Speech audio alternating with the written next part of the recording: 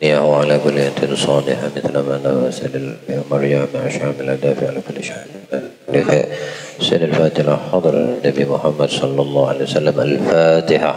أعوذ بالله من الشيطان الرجيم. إياك نعبد وإياك نستعين.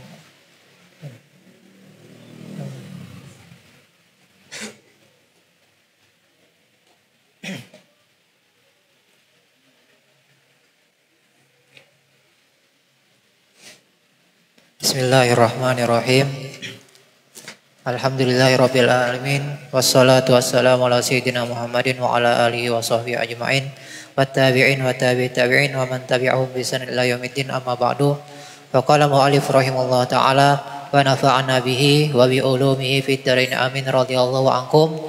Wa qala radhiyallahu anhu wa alam annahu laula anna anwara kalamihil aziz wa azamatahu ghusyat bi kiswatil huruf lama ataqatil quwwatul basyariyah sima'ahu li azamatihi wa sultanihi wa subhati nurihi walaula tathbitullahi azza wa jalla Musa alaihi salam lama ataqa sima'ahu mujarradan an kiswatil hurufil wal aswat kama lam yutik al jabalu mabadi'a tajallihi hatta sara dakka dakka. Al-Imam Ghazali rahimahullah ta'ala dalam kitab Al-Arba'in fil Usul masih tentang adab-adab membaca kitab suci Al-Quran. Di antaranya adab yang berkaitan dengan batin kita, anggota batin kita, hati kita, pikiran kita ketika membaca kitab suci Al-Quran. Di antaranya yang pertama, beliau menyebutkan adab yang sebaiknya kita kerjakan manakala kita membaca kitab suci Al-Quran, yaitu dengan merasakan apa yang kita baca ini adalah suatu kalam daripada Al-Khaliq, kalam Tuhan semesta alam yang menciptakan segala kehidupan, baik manusia, jin, ataupun arash, kursi dan lain sebagainya, semua adalah ciptaan Allah Subhanahu wa taala, yang mana yang kalam yang bakal kita baca ini adalah kalamullah, yang mana semua makhluk, semua ciptaannya senantiasa di dalam anugerah dan rahmat Allah Subhanahu wa taala. Sehingga sepatutnya lah kita merasakan kebesaran, merasakan keagungan Allah Subhanahu wa taala manakala membaca kitab suci Al-Qur'an. Sehingga di antara sahabat Ikrimah, beliau ketika membaca kitab suci Al-Qur'an, beliau sering pingsan manakala membaca kitab suci Al-Qur'an. Saking beliau merasakan keagungan daripada kalamullah tersebut, sehingga beliau meyakinkan dalam hati beliau bahwa ini adalah kalamullah, perkataan atau kalam daripada sang pencipta segala kehidupan.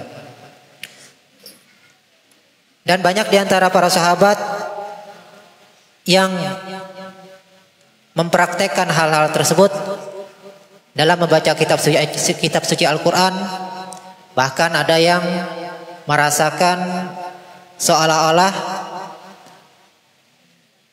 beliau berada di surga ataupun di neraka manakala membaca kitab suci Al-Quran.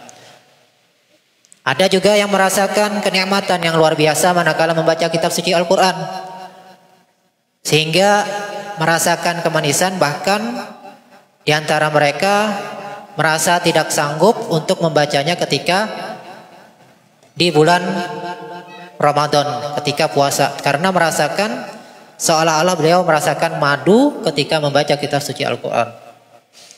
Bahkan ada yang sampai ihtilam manakala membaca kitab suci Al-Quran, saking merasakan kenikmatan daripada kalamullah tersebut.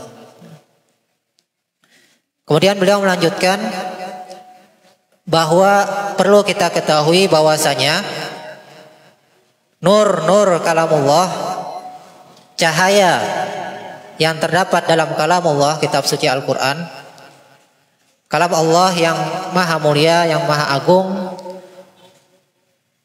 itu diliputi oleh pakaian huruf.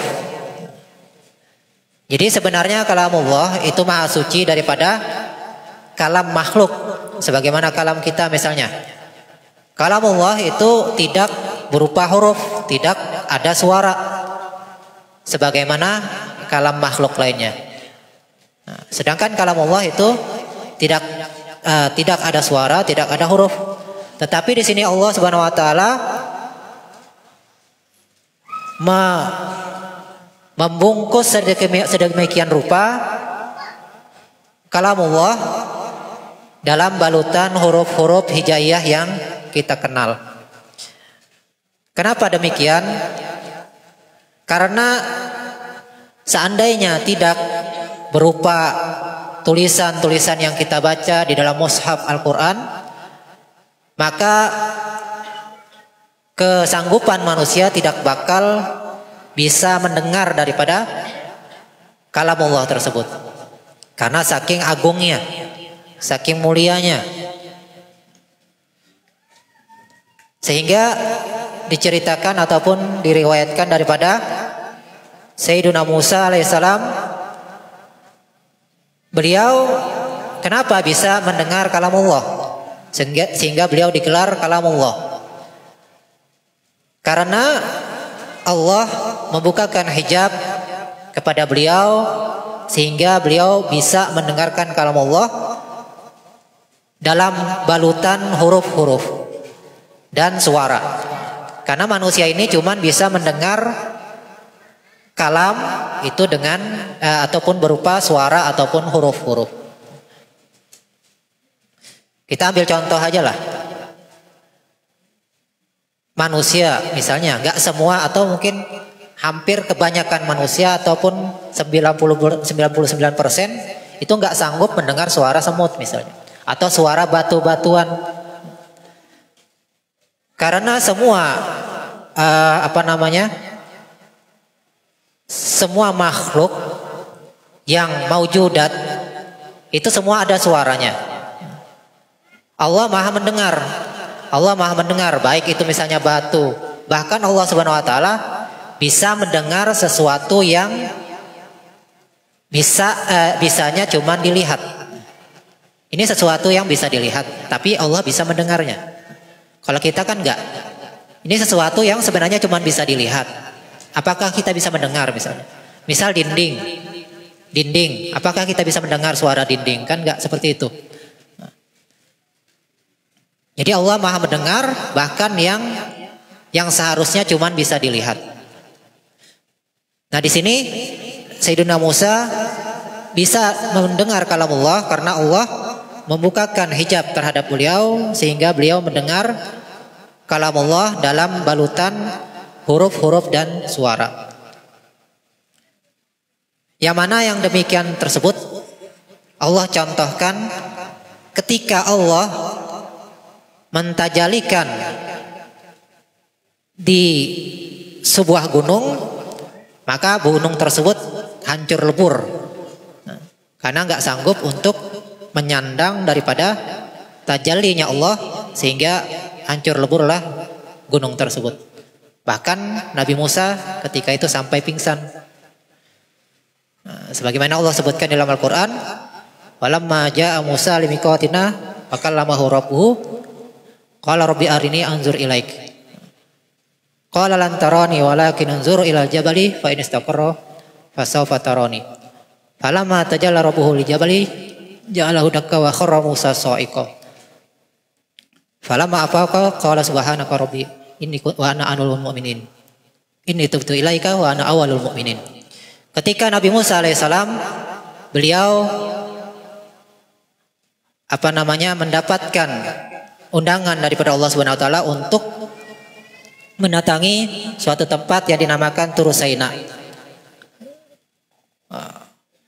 Untuk munajat kepada Allah Subhanahu wa taala. Kemudian ketika beliau sampai di tempat tersebut, kemudian beliau dibukakan hijab oleh Allah Subhanahu wa taala sehingga beliau bisa berkata-kata dengan Allah Subhanahu wa taala. Wa kallamahu rabbuhu. Kemudian ketika Nabi Musa bisa mendengar kalamullah, di situ timbullah kenikmatan yang luar biasa sehingga beliau timbul penasaran untuk melihat Allah Subhanahu wa taala. Kita kan biasanya manusia ini kalau mendengar suara pasti penasaran dengan rupanya. Misal seorang laki-laki mendengar suara perempuan misalnya, biasanya penasaran dengan sosoknya. Jadi di sini Nabi Musa ketika mendengar kalamullah, sehingga diriwayatkan beliau sepulangnya daripada Turi Saina tersebut, beliau menutup telinganya sehingga beliau bersunyi supaya tidak mendengar suara, dikatakan sampai 40 hari dan lain sebagainya. Daripada riwayat beliau nggak mau mendengar suara karena itu akan merusak daripada kenikmatan yang sudah beliau dapatkan manakala mendengar kalamullah. Sehingga manakala Nabi Musa menghendaki untuk melihat Allah Subhanahu wa taala, Allah mengatakan, engkau tidak bisa menyaksikan, tidak bisa melihatku ketika di dunia ini. Tetapi kalau engkau wahai Musa penasaran, ya udah, ntar ente lihat gunung tersebut bagaimana. Kalau dia misalnya masih kokoh dalam rupanya, maka engkau bisa melihat. Kalau enggak, kalau hancur gunung tersebut, nah berarti ente nggak bakal bisa melihat, kata Allah Subhanahu wa taala. Manakala Allah tajalli di gunung tersebut, maka hancur leburlah gunung tersebut. Karena nggak sanggup menyandang daripada tajallinya Allah Subhanahu wa taala. Tajalli di sini entah itu kalamullah dan sebagainya. Allah gunung tersebut tidak sanggup untuk menyandang daripada tajalli yang Allah tempatkan kepada gunung tersebut. Sebagaimana Allah berkata-kata dengan Nabi Musa. Nah kita ini kalau nggak dibukakan oleh hijab Allah Subhanahu wa taala misalnya, bisa langsung mendengar kalamullah, mungkin pingsan, bahkan mungkin bisa mati langsung. Di sini Allah mencontohkan kepada Nabi Musa itu karena Allah membukakan hijabnya, sehingga Nabi Musa bisa mendengarkan kalamullah dengan kekuatan yang semestinya. Nah di sini bisa kita pahami bahwasanya kalamullah itu adalah sesuatu yang sangat agung, sesuatu yang sangat mulia, sehingga manusia yang pada umumnya ini tidak bakal bisa menyandangnya, tidak bakal bisa mendengarnya, tidak bakal bisa membacanya kecuali semata-mata dengan pertolongan Allah Subhanahu wa taala. Nah, jadi manakala kita membaca kitab suci Al-Qur'an, hendaklah kita merasakan keagungan daripada kitab suci Al-Qur'an tersebut, yang mana secara tidak langsung hendaklah kita menyadari bahwa ini adalah kalamullah. Kalamnya aja luar biasa, bagaimana dengan Allah Subhanahu wa taala-nya. Nah, di sini kita bisa sedikit memahami daripada sifat kalamullah, sehingga kita bisa pelan-pelan memahami bagaimana sepantasnya kita ketika membaca kitab suci Al-Qur'an, hendaklah kita merasakan keagungan, kebesaran daripada Al-Qur'an yang bakal kita baca ini, dan mudah-mudahan kita bisa memahaminya dan bisa mengamalkan daripada apa yang sudah beliau sampaikan di sini tentang adab-adab membaca kitab suci Al-Qur'an. Mudah-mudahan Allah Subhanahu wa taala memberikan kepada kita taufik dan hidayahnya, dan mudah-mudahan Allah Subhanahu wa taala memberikan kepada kita istiqomah dalam menuntut ilmu dan taat kepada Allah dan Rasulnya, dan mudah-mudahan kita semua dimatikan husnul khatimah, amin ya rabbal alamin.